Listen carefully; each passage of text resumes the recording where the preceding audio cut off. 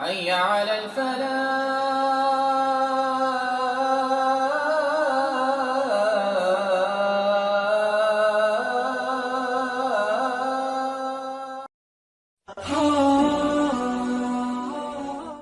میں یہ عرض کروں گا، جو لوگ اپنے آپ کو دنیا دار کہہ کر ہر حکم توڑ رہے ہیں، واپس آ جائیں، اللہ کی بارگاہ میں توبہ کریں۔ جو اپنے آپ کو دیندار سمجھ کے عجیب قسم کے عجب اور تکبر کا شکار ہیں، اوروں کی برائیاں، غیبت، ان کی حقارت، وہ اس سے توبہ کر کے اللہ کی بارگاہ میں جھک جائیں، سب سے پیار کرنا سیکھیں۔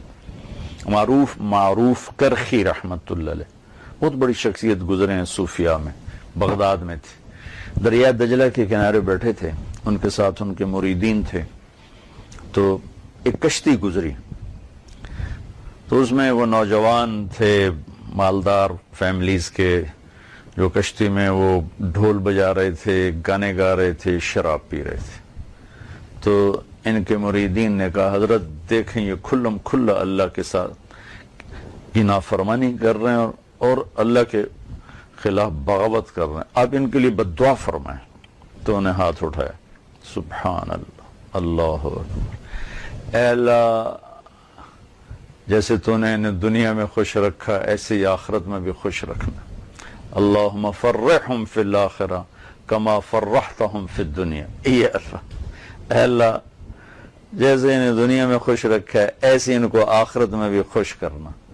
تو وہ کہنے لگے، حضرت یہ آپ کیا کر رہے ہیں؟ ہم نے کہا تھا ان کے لیے بد دعا کریں، اور آپ یہ کیا کہہ رہے ہیں ان کے لیے؟ کہا بھائی یہی تو کہہ رہا ہوں، اللہ ان کو آخرت میں خوش رکھنا جیسے دنیا میں خوش رکھا ہے، تو جب یہ آخرت میں اللہ ان کو خوش رکھے گا تو خود بخود ان کو ان ساری چیزوں سے توبہ کی توفیق دے گا، یہ توبہ کریں گے تو آخرت میں خوش ہوں گے۔ کتنے خوبصورت انداز میں سبحان اللہ اپنے مریدوں کو بھی تربیت فرمائی، اور ان نوجوانوں کے لیے بھی محبت کا جذبہ رکھا کہ جب وہ یہ کہہ رہے ہیں کہ یا اللہ ان کو آخرت میں خوش رکھنا، تو اسی کے اندر چھپا ہوا ہے کہ ان کو توبہ کی توفیق دے تاکہ یہ تیرے فرما بردار بنے اور پھر آخرت میں خوش ہو کر جائیں۔ یہ اسلام کا جذبہ ہے، یہ اسلام کا مزاج ہے۔ مزاج اسلام اللہ کی قسم نفرت نہیں ہے، مزاج اسلام محبت ہے۔ لیکن میں تو حیران ہوتا ہوں، عجیب و غریب ذرا اختلاف پر کیا گالیاں اور کفر اور ننگی گالیاں، یہ کون سا اسلام ہے؟ یہ کہاں کی شریعت ہے؟ کس قدر بدتمیزی کی حد تک ہم اخلاق سے گر چکے ہیں۔ تو میں ہاتھ جوڑتا ہوں، میرے دیش کو ہم سب کو آپس میں محبت کی ضرورت ہے، آئے ہم محبت کو زندہ کریں، نفرتوں کو دفن کریں۔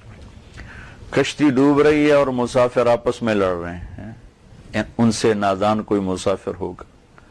وہ بھائی کشتی کو کنارے لگانے کی کوشش کرو، کنارے پہنچ کے لڑنے کا شوق ہو تو پورا کر لینا، ڈوبتی کشتی میں کون لڑتا ہے؟ تو پوری قوم کی نیا ڈاواں ڈول ہے، کشتی تختہ ہوئی جا رہی ہے، بادمان پھٹے جا رہے ہیں، اور ہم کبھی مذہب کے نام پہ لڑ رہے ہیں، کبھی قوم کے نام پہ لڑ رہے ہیں، کبھی رشتوں پر لڑ رہے ہیں، کبھی صوبوں پر لڑ رہے ہیں، کبھی سیاست پہ لڑ رہے ہیں، حتیٰ کہ مسجد پر ہی کمیٹی پہ لڑائی ہو رہی، مسجد کی کمیٹی بننے پہ لڑائیاں ہو رہی، مسجد بننے پہ لڑائیاں ہو رہی۔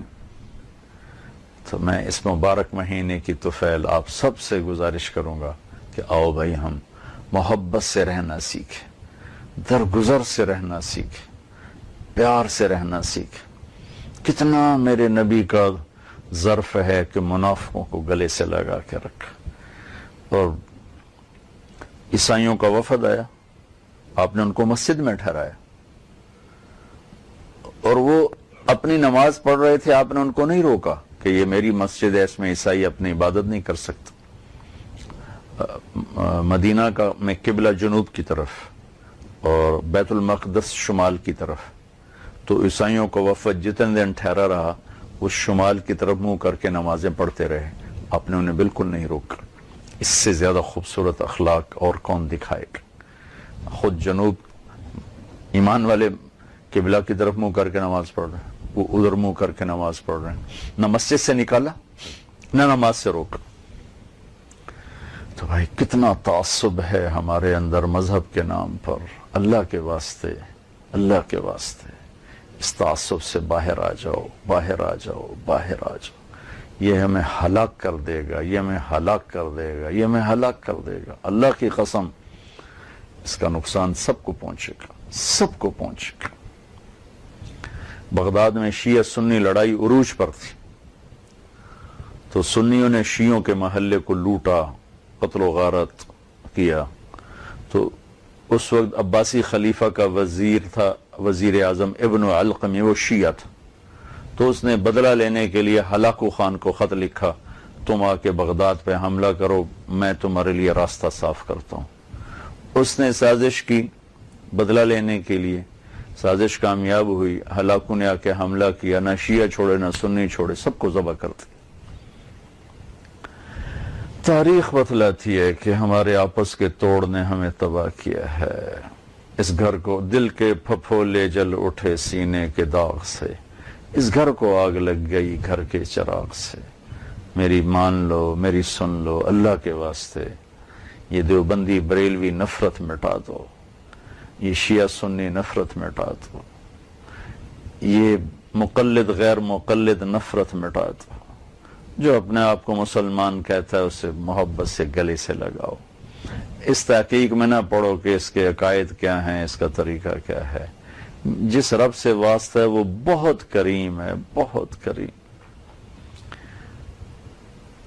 اس کی رحمت کے سامنے ہمارے گناہوں کی کیا حیثیت. پتہ نہیں کس کی کون سی بات پسند آئے اور اللہ کہ لے جاؤ جنت میں لے جاؤ. تو اللہ کے واسطے جہاں تک میری فریاد پہنچ رہی جو سن رہے ہیں، اب ہم سب مل کر محبت سے رہنا سیکھیں اور امت بن کے رہیں.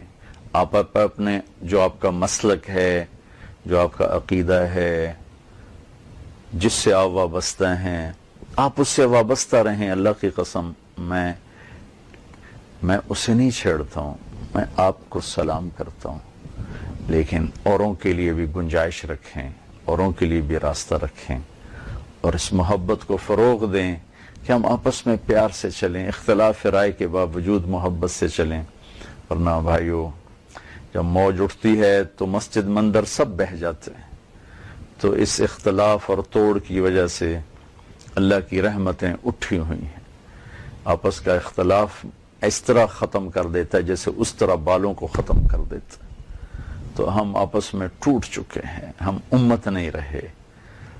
امت ہماری پہچان امت ہے. وَكَذَلِكَ جَعَلْنَاكُمْ أُمَّةً وَسَطًا كُنْتُمْ خَيْرَ أُمَّةٍ.